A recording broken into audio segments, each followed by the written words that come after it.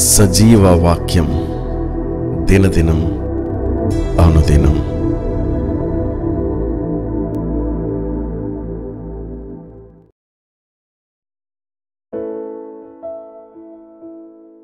నేనెప్పుడు బలహీనుడనో అప్పుడే బలవంతుడను.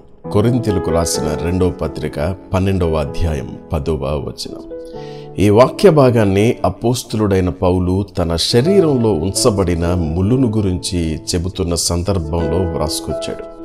ఈ ముళ్ళు తనను శారీరకంగాను మానసికంగాను ఎంతో బాధిస్తుందని, ఈ ముళ్ళును తీసివేయమని దేవుణ్ణి ప్రార్థించినప్పుడు కొరింథీయులకు రాసిన 2వ పత్రిక 12:9 ప్రకారం, నా కృప నీకు చాలు, ఎందుకంటే నీ బలహీనతల్లో నా శక్తి పరిపూర్ణంగా నిన్ను ఆవరిస్తుంది అని దేవుడు తెలియజేసినట్లు పౌలు చెప్పుకొస్తున్నాడు. కనుక పౌలు తన బలహీనతలను బట్టి మరింత సంతోషాన్ని కలిగి ఉన్నట్టు, అలాంటి బలహీనమైన పరిస్థితుల్లోనే దేవుని యొక్క శక్తి తనపై బలంగా పనిచేస్తున్నట్టు ఆయన తెలియజేస్తున్నాడు.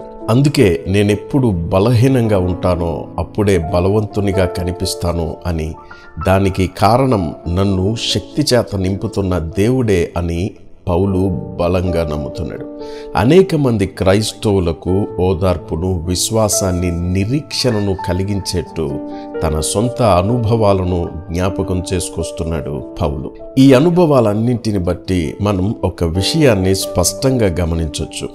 పౌలు తాను అనుభవిస్తున్న బలహీన పరిస్థితుల్లోనూ, శ్రమ అనే ప్రతికూల అనుభవాలలో దేవుని శక్తిపై ఆధారపడుతున్నట్లు మనం తప్పక గ్రహించవలసి ఉంది. నిజానికి నేనెప్పుడు బలహీనుడనో అప్పుడే బలవంతుడను అని చెప్తున్న ఈ మాట ప్రపంచ మానవాళికి అసాధారణంగా కనిపించవచ్చు, వారి అవగాహనకు వ్యతిరేకంగా ఉండొచ్చు. కానీ దేవుని శక్తి మీద ఆధారపడిన వారికి ఇది ఒక సాధారణమైన అనుభవంగా కనిపిస్తుంది. ఏదైనప్పటికీ మన సొంత బలహీనతలను గుర్తించి ఆ బలహీనతలను అధిగమించటానికి దేవుని శక్తిపై ఆధారపడటం ద్వారా మనం నిజమైన బలాన్ని పొందుకోవచ్చని పౌలు మాటల ద్వారా మనం అర్థం చేసుకోవచ్చు. సమూయేలు మొదటి గ్రంథం 17వ అధ్యాయం 45వ వచనం ప్రకారం, దావీదు గొలియాతును ఎదుర్కోవలసిన సందర్భంలో దావీదు చిన్నవాడిగాను, అనుభవం లేని గొర్రెల కాపరిగాను కనిపిస్తూ ఉన్నాడు. ఇటువంటి పరిస్థితుల్లో ఏమాత్రం బలము చాలని దావీదు గొలియాతుతో ఈ మాటలు పలుకుతున్నాడు. నీవు కత్తియు, ఈటియు, బల్లెమును ధరించుకొని నా మీదకి వస్తున్నావు, కానీ నేనైతే యెహోవా పేరట నీ మీదకి వస్తున్నాను అని చెప్పిన దావీదు మాటల్లో దావీదు దేవుని శక్తి మీద ఎంత ఆధారపడ్డాడు అని మనం అర్థం చేసుకోవచ్చు. తద్వారా విజయాన్ని పొందుకోగలిగిన అనుభవాన్ని కూడా మనం గమనిస్తాం. నిజమే, మన బలహీనతల యందు దేవుని శక్తి మీద ఆధారపడటం అనేది మనకు అచంచలమైన విజయాన్ని చేకూరుస్తుంది.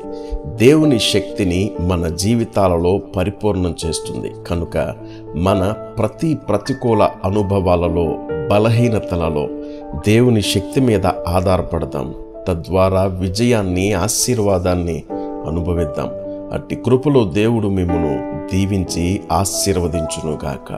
ఆమేన్, ఆమేన్. ప్రార్థన. శక్తి కలిగిన తండ్రి, మీకు వందనాలు చెల్లిస్తున్నాం.